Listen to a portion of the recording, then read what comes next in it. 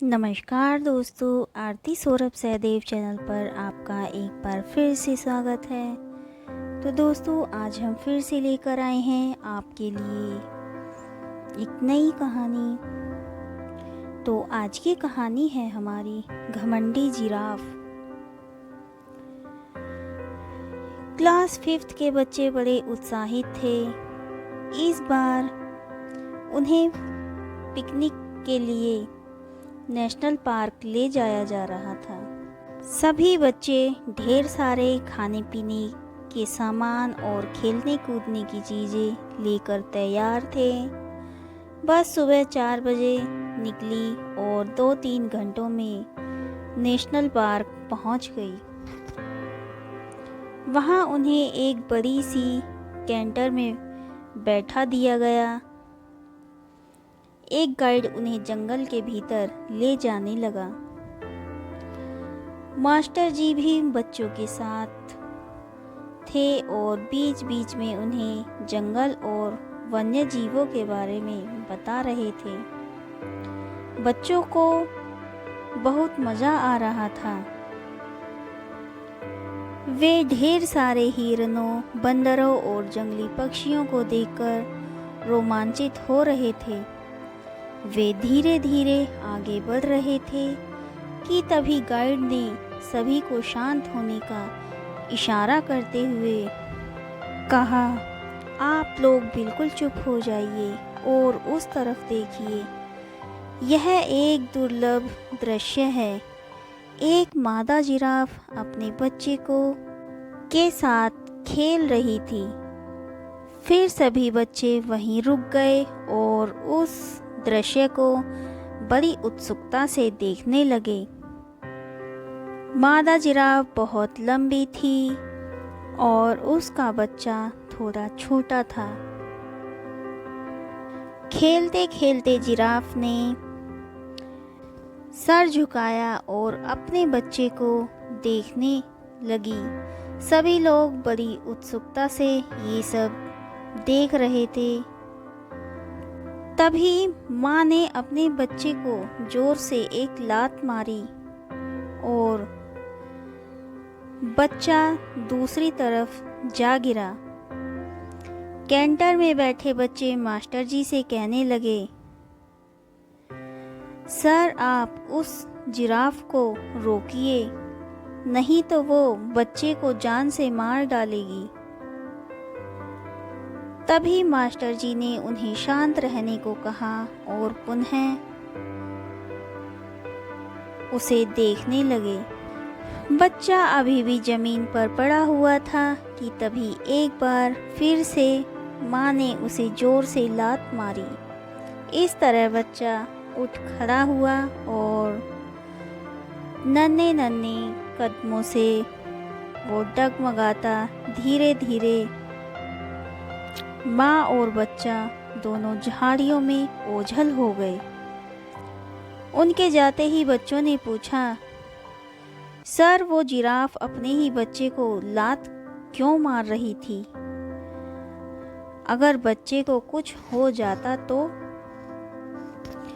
Master जी बोले, बच्चों जंगल में शेर, चीतों जैसे बहुत से खूंखार जानवर होते हैं।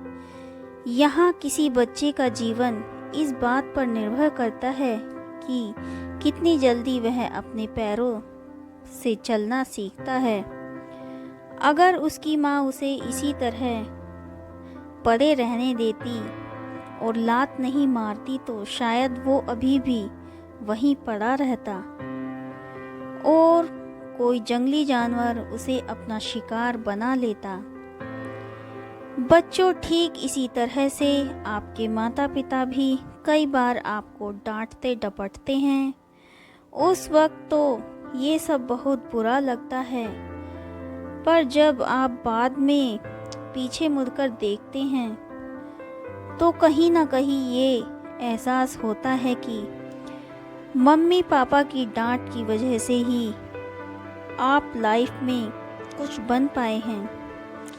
इसलिए कभी भी अपने बड़ों की सख्ती को दिल से ना लें, बल्कि उसके पीछे जो आपका भला करने की उनकी मंशा है उसके बारे में सोचे। बहुत समय पहले की बात है। भालू की लंबी एवं चमकदार पूंछ हुआ करती थी। भालू भाई को इस पर बड़ा गर्व था। वह सभी से पूछता था कि आज मेरी पूंछ कैसी लग रही है। अब कोई भालू से पंगा लेता क्या भला, उसकी बड़ी कद काठी और पंजे देखकर हर कोई कहता, बहुत सुंदर, बहुत सुंदर। भालू इस पर फूला नहीं समाता। कहने वाले यह भी कह देते कि भालू की पूंछ से सुंदर किसी की पूंछ नहीं होती। बस भालू दिन भर अपनी पूंछ प्रशंसा सुनता रहता। एक बार ठंड के दिनों में कुछ ज़्यादा ही ठंड पड़ी, इतनी सी कि झील और पोखर सब जम गए। शिकार ढूंढना भी मुश्किल हो गया। ऐसे में भालू अपनी सुंदर पूंछ लिए एक झील के पास से जा रहा था। तभी उसकी नज़र वहां बैठी एक लोमड़ी पर पड़ी। लोमड़ी के पास मछलियों का ढेर लगा था। यह देखकर भालू के मुंह में पानी आ गया। लोमड़ी चालाक थी। उसने भांप लिया कि भालू को भूख लगी है और मछलियों को देखकर उसकी नज़र खराब हो गई है। भालू ने कहा, लोमड़ी बहन कैसी हो? तुमने यह सारी मछलियाँ कहाँ से पाई हैं? लोमड़ी ने चालाकी दिखाते हुए इस झील से लोमड़ी ने जमी हुई झील के एक जगह गड्ढा दिखाते हुए कहा। भालू भी कम नहीं था। उसने कहा, पर तुम्हारे पास मछली पकड़ने का कांटा तो है ही नहीं। लोमड़ी बोली, मैंने अपनी पूंछ की मदद से यह सारी मछलियां पकड़ी हैं। भालू ने आश्चर्य के साथ पूछा, क्या कहा? तुमने यह मछलियां अपनी पूंछ से पकड़ी हैं? लोमड़ी ने जवाब दिया, हाँ भाई, इसमें इतना आश्चर्य करने की वाली कौन सी बात है। मछलियां पकड़ने के लिए पूंछ भी किसी कांटे से बेहतर है। भालू ने कहा, मुझे भी सिखाओ। लोमड़ी बोली, इस झील में जितनी मछलियां थी वो मैंने सारी पकड़ ली और किसी दूसरी झील पर चलते हैं। लोमड़ी और भालू दूसरी झील की तरफ आ गए। दूसरी झील पूरी जमी थी। भालू ने तुरंत अपने तेज पंजों से वहां एक गड्ढा बना दिया। अब क्या करूं? भालू ने पूछा। लोमड़ी बोली, अब पूंछ गड्ढे में डालकर बैठ जाओ। जैसे ही मछली फंसेगी तुम्हें अपने आप मालूम पड़ जाएगा। पर हाँ, ज़्यादा हिलना डुलना मत और सिर्फ मछली के बारे में सोचना। जितनी ज़्यादा मछलियों के बारे में तुम सोचोगे उतनी ज़्यादा मछलियाँ तुम पकड़ पाओगे। भालू ने ऐसा ही किया। उसने लोमड़ी से कहा, देखना मेरी पूंछ में सबसे ज़्यादा मछलियाँ फंसेंगी। लोमड़ी ने कहा, यह तो बहुत ही अच्छी बात है। मैं दूर से देखती हूँ ताकि सब कुछ ठीक चलता रहे। मैं तुम्हारे पास रहूंगी तो तुम्हारा ध्यान बट जाएगा। ये कहकर लोमड़ी दूर बैठ गई। भालू अपने अभियान में जुट गया। थोड़ी ही देर में वह एक जैसे बैठे बैठे ऊब गया और उसे नींद आ गई। ठंड बहुत ज़्यादा थी और बर्फ भी गिरने लगी। लोमड़ी धीरे से अपने घर चली गई। थोड़ी देर बाद लोमड़ी जब वापस लौटकर आई तो भी भालू सोता ही मिला। उसके शरीर पर बर्फ जम गई थी, काला भालू सफ़ेद दिखने लगा। लोमड़ी को बहुत हंसी आई और इसके बाद उसने भालू को जगाया। भालू भाई, मैंने अभी एक मछली तुम्हारी पूंछ में फंसी देखी है, जल्दी उठो। भालू हड़बड़ाकर उठ बैठा। उसने अपनी पूंछ गड्ढे से बाहर निकाली तो देखा तो पूंछ थी ही नहीं। अरे मेरी पूंछ कहाँ गई? मेरी सुंदर पूंछ कहाँ गई? उसने इधर उधर देखा तो उसे लोमड़ी हंसते हुए जाते दिखी। अब भालू भी लंबी पूंछ की जगह छोटी सी पूंछ बची थी। भालू ने लोमड़ी को बहुत बुरा भला कहा। तब से भालू की पूंछ छोटी है। तब से लेकर आज तक भालू अपनी पूंछ को याद करके गुर्राता है। जब भी भालू गुर्राता है तो समझो कि वह अपनी पूंछ को याद कर रहा है। इस दिन के बाद से लोमड़ी और भालू में बोलचाल भी बंद हो गई। भालू ने अपनी बेवकूफ़ी से पूंछ गंवाई। इसलिए कहते हैं, सुंदरता पर मत इतराओ और अकल से काम लो। बहुत समय पहले की बात है। एक राजा को उपहार में किसी ने 2 बाज के बच्चे भेंट किए। वे बड़ी ही अच्छी नस्ल के थे और राजा ने कभी इससे पहले इतने शानदार बाज नहीं देखे थे। राजा ने उनकी देखभाल के लिए एक अनुभवी आदमी को नियुक्त कर दिया। जब कुछ महीने बीत गए तो राजा ने बाजों को देखने का मन बनाया और उस जगह पहुंच गए जहां उन्हें पाला जा रहा था। राजा ने देखा कि दोनों बाज काफी बड़े हो चुके थे और अब पहले से भी शानदार लग रहे थे। राजा ने बाजों की देखभाल कर रहे आदमी से कहा, मैं इनकी उड़ान देखना चाहता हूँ, तुम इन्हें उड़ने का इशारा करो। आदमी ने ऐसा ही किया। इशारा मिलते ही दोनों बाज उड़ान भरने लगे, पर जहाँ एक बाज आसमान की ऊंचाइयों को छू रहा था, वहीं दूसरा कुछ ऊपर जाकर वापस उसी डाल पर आकर बैठ गया जिससे वो उड़ा था। ये देख राजा को कुछ अजीब लगा। क्या बात है, जहाँ एक बाज इतनी ऊंची उड़ान भर रहा है, वहीं ये दूसरा बाज उड़ना ही नहीं चाह रहा।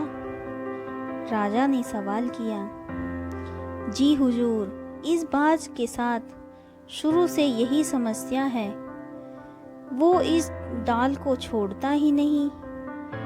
राजा को दोनों ही बाज प्रिय थे और वो दूसरे बाज को भी उसी तरह उड़ते देखना चाहता था। अगले दिन पूरे राज्य में ऐलान करा दिया गया कि जो व्यक्ति इस बाज को ऊंचा उड़ाने में कामयाब होगा उसे ढेरों इनाम दिया जाएगा। फिर क्या था, एक से एक विद्वान आए और बाज को उड़ाने का प्रयास करने लगे, पर हफ्तों बीत जाने के बाद भी बाज का वही हाल था। वो थोड़ा सा उड़ता और वापस डाल पर आकर बैठ जाता। फिर एक दिन कुछ अनोखा हुआ। राजा ने देखा कि उसके दोनों बाज आसमान में उड़ रहे हैं। उन्हें अपनी आंखों पर यकीन नहीं हुआ और उन्होंने तुरंत उस व्यक्ति का पता लगाने को कहा जिसने ये कारनामा कर दिखाया था। वह व्यक्ति एक किसान था। अगले दिन वह दरबार में हाजिर हुआ। उसे इनाम में स्वर्ण मुद्राएं भेंट करने के बाद राजा ने कहा, मैं तुमसे बहुत प्रसन्न हूँ। बस तुम इतना बताओ कि जो काम बड़े बड़े विद्वान नहीं कर पाए वो तुमने कैसे कर दिखाया। मालिक, मैं तो एक साधारण सा किसान हूँ। मैं ज्ञान की ज़्यादा बातें नहीं जानता। मैंने तो बस वो डाल काट दी जिस पर बैठने का बाज आदी हो चुका था, और जब वो डाल ही नहीं रही तो वो भी अपने साथी के साथ ऊपर उड़ने लगा। दोस्तों, हम सभी ऊंचा उड़ने के लिए ही बने हैं, लेकिन कई बार हम जो कर रहे होते हैं उसके इतने आदी हो जाते हैं कि अपनी ऊंची उड़ान भरने की, कुछ बड़ा करने की काबिलियत को भूल जाते हैं। यदि आप भी सालों से किसी ऐसे ही काम में लगे हुए हैं तो एक बार ज़रूर सोचिए कि कहीं आपको भी उस डाल को काटने की ज़रूरत तो नहीं है जिस पर आप बैठे हैं। क्लास 5th के बच्चे बड़े उत्साहित थे। इस बार उन्हें पिकनिक के लिए नेशनल पार्क ले जाया जा रहा था। सभी बच्चे ढेर सारे खाने पीने के सामान और खेलने कूदने की चीज़ें लेकर तैयार थे। बस सुबह 4 बजे निकली और 2-3 घंटों में नेशनल पार्क पहुंच गई। वहां उन्हें एक बड़ी सी कैंटर में बैठा दिया गया। एक गाइड उन्हें जंगल के भीतर ले जाने लगा। मास्टर जी भी बच्चों के साथ थे और बीच बीच में उन्हें जंगल और वन्य जीवों के बारे में बता रहे थे। बच्चों को बहुत मज़ा आ रहा था। वे ढेर सारे हिरणों, बंदरों और जंगली पक्षियों को देखकर रोमांचित हो रहे थे। वे धीरे धीरे आगे बढ़ रहे थे कि तभी गाइड ने सभी को शांत होने का इशारा करते हुए कहा, आप लोग बिल्कुल चुप हो जाइए और उस तरफ देखिए। यह एक दुर्लभ दृश्य है। एक मादा जिराफ अपने बच्चे के साथ खेल रही थी। फिर सभी बच्चे वहीं रुक गए और उस दृश्य को बड़ी उत्सुकता से देखने लगे। मादा जिराफ बहुत लंबी थी और उसका बच्चा थोड़ा छोटा था। खेलते खेलते जिराफ ने सर झुकाया और अपने बच्चे को देखने लगी। सभी लोग बड़ी उत्सुकता से ये सब देख रहे थे। तभी माँ ने अपने बच्चे को जोर से एक लात मारी और बच्चा दूसरी तरफ जा गिरा। कैंटर में बैठे बच्चे मास्टर जी से कहने लगे, सर आप उस जिराफ को रोकिए, नहीं तो वो बच्चे को जान से मार डालेगी। तभी मास्टर जी ने उन्हें शांत रहने को कहा और पुनः उसे देखने लगे।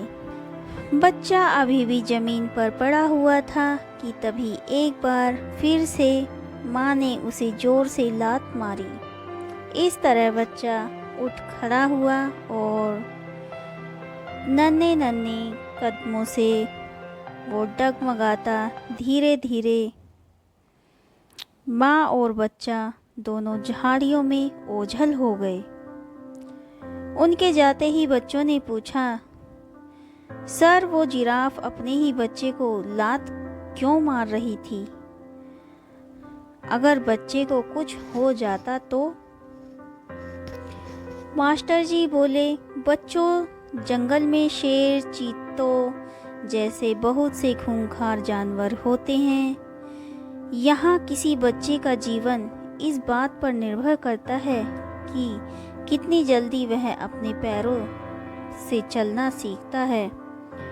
अगर उसकी माँ उसे इसी तरह पड़े रहने देती और लात नहीं मारती तो शायद वो अभी भी वहीं पड़ा रहता और कोई जंगली जानवर उसे अपना शिकार बना लेता।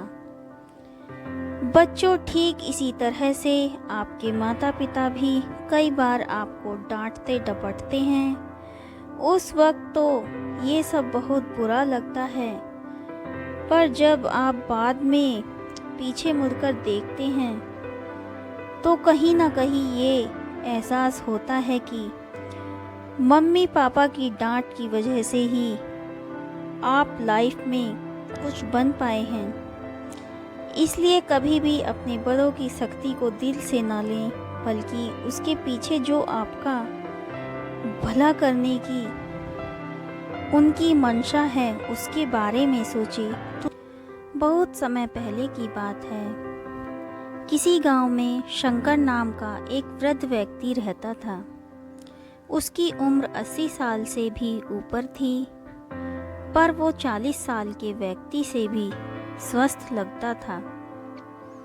लोग बार बार उससे उसकी सेहत का रहस्य जानना चाहते थे, पर वो कभी कुछ नहीं बोलता था। एक दिन राजा को भी उसके बारे में पता चला और वो भी उसकी सेहत का रहस्य जानने के लिए उत्सुक हो गए। राजा ने अपने गुप्तचरों से शंकर पर नज़र रखने को कहा। गुप्तचर भेष बदलकर उस पर नज़र रखने लगे। अगले दिन उन्होंने देखा कि शंकर भोर में उठकर कहीं जा रहा है। वे भी उसके पीछे लग गए। शंकर तेजी से चलता चला जा रहा था। मीलों चलने के बाद वो एक पहाड़ी पर चढ़ने लगा और अचानक ही गुप्तचरों की नज़रों से गायब हो गया। गुप्तचर वहीं रुककर उसका इंतजार करने लगे। कुछ देर बाद वो लौटा। उसने मुट्ठी में कुछ छोटे छोटे फल पकड़ रखे थे और उन्हें खाता हुआ चला जा रहा था। गुप्तचरों ने अंदाजा लगाया कि हो ना हो शंकर इन्हीं रहस्यमयी फलों को खाकर इतना स्वस्थ है। अगले दिन दरबार में उन्होंने राजा को सारा किस्सा कह सुनाया। राजा ने उस पहाड़ी पर जाकर उन फलों का पता लगाने का आदेश दिया, पर बहुत खोजबीन करने के बाद भी कोई ऐसा असाधारण फल वहाँ नहीं दिखा। अंततः थक हार कर राजा शंकर को दरबार में हाजिर करने का हुक्म दिया। राजा, शंकर, इस उम्र में भी तुम्हारी इतनी अच्छी सेहत देखकर हम प्रसन्न हैं। बताओ, तुम्हारी सेहत का क्या रहस्य है? शंकर कुछ देर सोचता रहा और फिर बोला, महाराज, मैं रोज पहाड़ी पर जाकर एक रहस्यमयी फल खाता हूँ। वही मेरी सेहत का रहस्य है। ठीक है, चलो, हमें भी वहाँ ले चलो और दिखाओ वो कौन सा फल है। सभी लोग पहाड़ी की ओर चल दिए। वहाँ पहुंचकर शंकर उन्हें एक बेर के पेड़ के पास ले गया और उसके फलों को दिखाते हुए बोला, हुजूर, यही वो फल हैं जिसे मैं रोज खाता हूँ। राजा क्रोधित होते हुए बोले, तुम हमें मूर्ख समझ रहे हो? यह फल हर रोज हजारों लोग खाते हैं, पर सभी तुम्हारी तरह सेहतमंद क्यों नहीं हैं? शंकर विनम्रता से बोला, महाराज, हर रोज हजारों लोग जो फल खाते हैं वो बेर का फल होता है, पर मैं जो फल खाता हूँ वो सिर्फ बेर का फल नहीं होता, वो मेरी मेहनत का फल होता है। इसे खाने के लिए मैं रोज़ सुबह 10 मील पैदल चलता हूँ, जिससे मेरे शरीर की अच्छी वर्जिश हो जाती है और सुबह की स्वच्छ हवा मेरे लिए जड़ी बूटियों का काम करती है। बस यही मेरी सेहत का रहस्य है। राजा शंकर की बात समझ चुके थे। उन्होंने शंकर को स्वर्ण मुद्राएं देते हुए सम्मानित किया और अपनी प्रजा को भी शारीरिक श्रम करने की नसीहत दी। दोस्तों, आज टेक्नोलॉजी ने हमारी ज़िंदगी बिल्कुल आसान बना दी है। पहले हमें छोटे बड़े सभी कामों के लिए घर से बाहर निकलना ही पड़ता था, पर आज हम इंटरनेट के माध्यम से घर बैठे बैठे ही सारे काम कर लेते हैं। ऐसे में जो थोड़ा बहुत फिजिकल एक्टिविटी के मौके होते हैं वो भी ख़त्म होते जा रहे हैं और इसका असर हमारी सेहत पर भी साफ देखा जा सकता है। आज दुनिया में 20 साल से ऊपर के 35% लोग मोटापे से पीड़ित हैं। ऐसे में ज़रूरी हो जाता है कि हम अपनी सेहत का ध्यान रखें और रोज़मर्रा के जीवन में शारीरिक श्रम को महत्व दें। बहुत समय पहले की बात है, कुंतालपुर का राजा बड़ा ही न्यायप्रिय था। वह अपनी प्रजा के सुख दुख में बराबर काम आता था। प्रजा भी उसका बहुत आदर करती थी। एक दिन राजा गुप्त वेश में अपने राज्य में घूमने निकला। तब रास्ते में देखता है कि एक वृद्ध एक छोटा सा पौधा रोप रहा है। राजा कौतूहलवश उसके पास गया और बोला, यह आप किस चीज़ का पौधा लगा रहे हैं? वृद्ध ने धीमे स्वर में कहा, आम का। राजा ने हिसाब लगाया कि उसके बड़े होने और उस पर फल आने में कितना समय लगेगा। हिसाब लगाकर उसने अचरज से वृद्ध की ओर देखा और कहा, सुनो दादा, इस पौधे के बड़े होने और उस पर फल आने में कई साल लग जाएंगे। तब तक तुम क्या जीवित रहोगे? वृद्ध ने राजा की ओर देखा। राजा की आंखों में मायूसी थी। उसे लग रहा था कि वह वृद्ध ऐसा काम कर रहा है जिसका फल उसे नहीं मिलेगा। यह देखकर वृद्ध ने कहा, आप सोच रहे होंगे कि मैं पागलपन का काम कर रहा हूँ। जिस चीज से आदमी को फायदा नहीं पहुँचता उस पर मेहनत करना बेकार है। लेकिन यह भी तो सोचिए कि इस बूढ़े ने दूसरों की मेहनत का कितना फ़ायदा उठाया है। दूसरों के लगाए पेड़ों के कितने फल अपनी ज़िंदगी में खाए हैं। क्या उस कर्ज को उतारने के लिए मुझे कुछ नहीं करना चाहिए? क्या मुझे इस भावना से पेड़ नहीं लगाना चाहिए कि उनके फल दूसरे लोग खा सकें? जो केवल अपने लाभ के लिए ही काम करता है वह तो स्वार्थी वृत्ति का मनुष्य होता है। वृद्ध की यह दलील सुनकर राजा बहुत प्रसन्न हो गया। आज उसे भी कुछ बड़ा सीखने को मिला था। बहुत समय पहले की बात है। किसी गांव में एक आदमी रहता था। वह बहुत ही कंजूस था। कभी किसी को भी कुछ नहीं खिलाता पिलाता था। वह खुद भी कभी किसी के पास नहीं जाता था। वह इसलिए नहीं जाता था कि अगर वो कहीं कुछ खाएगा पिएगा तो लोग फिर उससे खिलाने पिलाने को कहेंगे। एक बार उसकी माँ ने उसे बाजार से घी लाने को कहा। घी लेकर जब वह लौट रहा था, तब अचानक एक मक्खी घी के कटोरे में गिर पड़ी। कंजूस को बड़ा गुस्सा आया। उसने मारे गुस्से के मक्खी को कटोरे से बाहर निकाला और झटके से उसे फेंकना चाहा कि एकदम से रुक गया। उसने मक्खी की ओर देखा। उसके पूरे बदन पर घी लिपटा हुआ था। इतने घी का नुकसान! उसने उस मक्खी को मुंह में रख लिया। सारा घी चूस लेने के बाद उसने उसे मुंह से बाहर निकाल कर फेंक दिया और घर की ओर चल पड़ा। वह खुश हुआ था कि उसने घी का नुकसान नहीं होने दिया।